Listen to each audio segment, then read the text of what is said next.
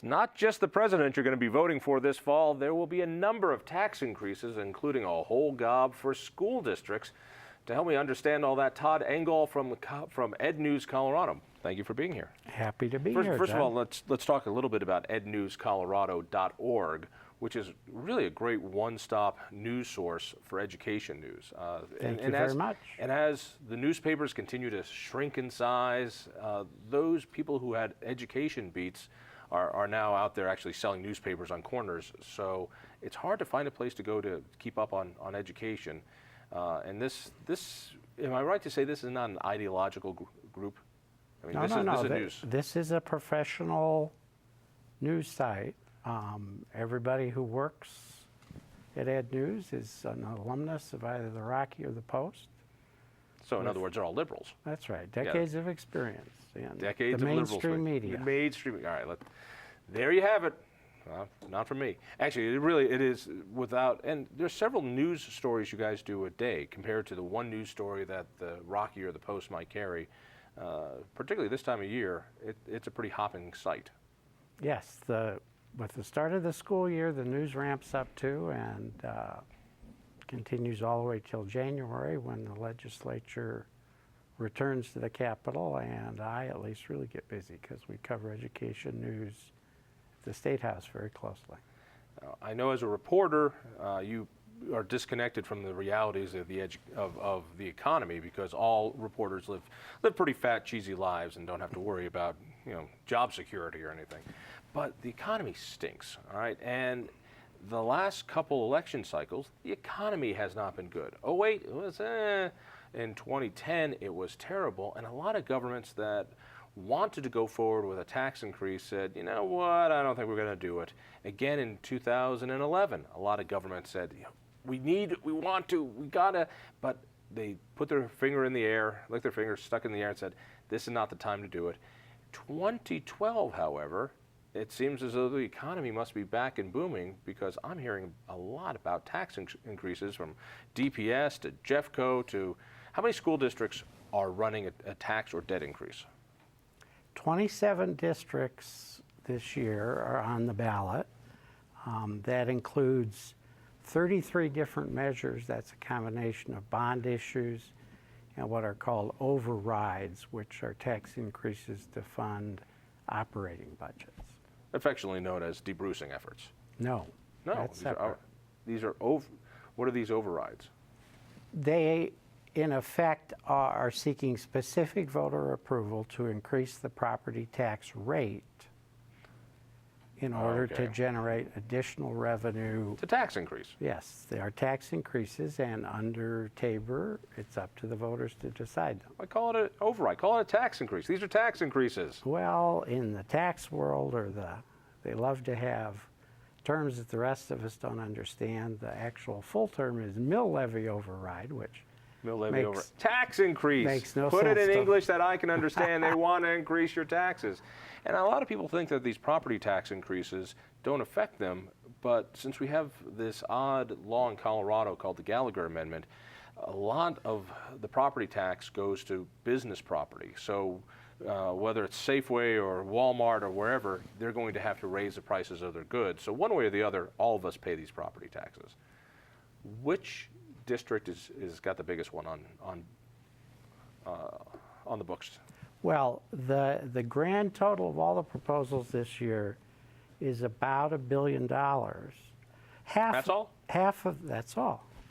Half of that is accounted for by Denver's proposal, both for a $466 million bond issue and then a tax increase for operating increases as well. Actually, 5 big districts account for about $755 million of the billion. So wow. That's all right. So let's see if I got this. Here in Denver, DPS, they're taking out of that billion of up for grabs in these tax elections and debt elections. Half of that alone goes to DPS. Why? Is DPS the largest school district? I thought Jeffco was. Jeffco is still the largest district by enrollment, about 85,000, but Denver is the one big district in the state that's seen the most significant growth in recent years. It's number 2, and it's about 80,000 students. But if there's growth in a school district, doesn't mean that there's more people living in the district? In other words, there are more people paying property taxes? There are more people living in the district. Property taxes in many parts of the state over the last 3-4 years, revenues have declined somewhat as home values have declined because of the recession. So properties get reassessed every couple of years, and sometimes downwards. Your bill gets adjusted upward or downward based on I would what love the mine assessor... to go downward. I've never seen that happen. But tell me about this.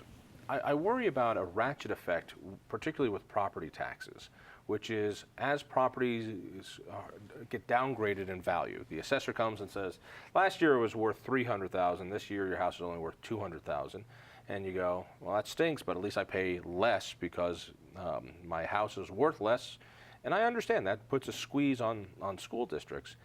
If they then raise their property taxes, the mill levy override, and they raise their property taxes, what happens when times get good and the house is back up to $300,000 worth of value?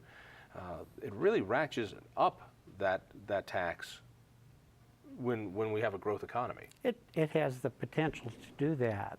One thing to remember, though, about over time is raising property taxes to pay off bond issues, which is the biggest chunk of what's being proposed this year, and it is any year. The overrides are typically a much smaller total.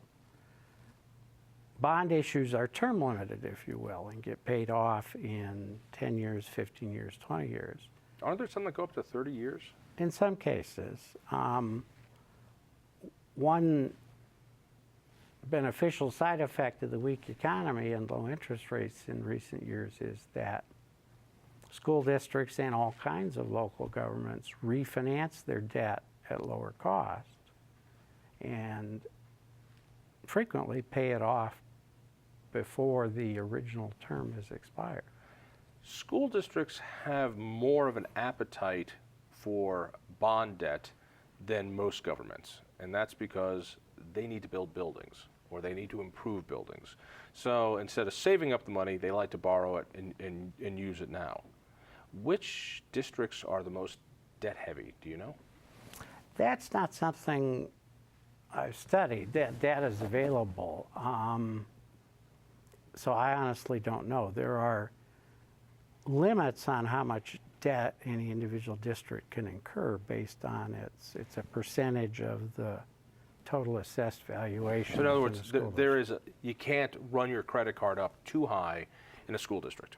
Right. Now, when you tell me there's 27 different elections going on for tax and debt increases, to me that seems like a jaw-dropping number. I mean, that's a lot of school districts going for a lot of money. $1 billion worth of debt is a huge amount of potential debt that Coloradans are going to be taking on.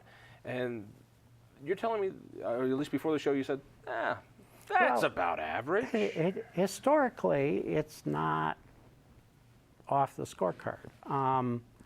If we look at 2008, for instance, which was the last presidential year and also the fall that the economy or the problems with the economy really started hitting or becoming apparent, there were 27 bond issues proposed, just bond issues, not overrides that year. And the total of those bond issues was about $2.5 billion. So more than twice all the tax proposals being proposed this fall. Is that supposed to make me feel better?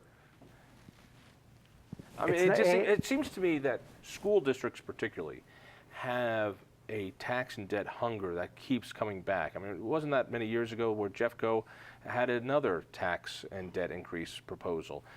DPS, it seems to be on a 4-year basis that there's some sort of thing on the ballot for schools. It's as if they just keep coming back and coming back and coming back. I don't quite understand what they're doing with the money. For instance, in Jeffco, Is all this money going just for capital, the debt packages, or is it going to take some sort of pension or some sort of operations? When they go into debt, is it just for bricks and mortar? Yes. Jeffco and Denver both have two proposals. One is the bond issue debt, and then they each have an override as well for operating costs. But doesn't I always get a little confused. If you're going to go into debt, you need to raise taxes in order to pay this off. So Right. in other words, if we're going to take a house payment, we need to raise the money to do it. So they usually run in two things. One, can we go into debt? And two, can we raise money that goes to pay that debt and to do operations? Right. But the taxes that are raised to pay off a bond issue, that money is dedicated and segregated. So if a district has to raise, and this is totally hypothetical, has to raise its tax rate by 5 mils to raise $10 million to repair the local junior high school, that 10 mils out of the total property tax is segregated and goes only to pay off those bonds. Okay. I know you don't have a crystal ball on this, but given the economy, given that people are hurting, how successful do you think most of these school districts are going to do? I know when it comes to education, Coloradans are remarkably generous. We passed Amendment 23, which said that we're going to increase education spending every year on the state level, even if there's not money there to pay for it, which could give us a huge problem in the future. When we get these things, we usually say yes to them. After all, they're for the kids. What's your handicap on this? Well, let me give you a couple historical snapshots first. Since 1981, so 30 years, there have been basically 500 school district bond issues proposed to voters. That's about $12 billion. More than $9 billion of those bond issues were approved. And so that's over a long period. Is that a million or billion? Billion with a B. So in other words, I'm hearing about 80% of these pass. Would that be a right statistic? 78% is the statistic. See? So 80. See, the nuns did pretty well with me. I can do some quick math. You're right. You should be a bond dealer. No. I want to look at myself in the mirror. Well, let give you another snapshot. That 4 years ago, We're going to have to wrap it up real fast. We only got about 10 seconds. About half the bond issues, or half the value of the bond issues, was approved. I'd guess maybe half, 40 to 50% will pass this year. Great place to go. Todd, thank you so much. And if you want some more information, coloradotaxincrease.org will have all these listed out, and you can see what happens in your area. Tell a friend about the Independence Institute, and we'll see you next week. You have that very...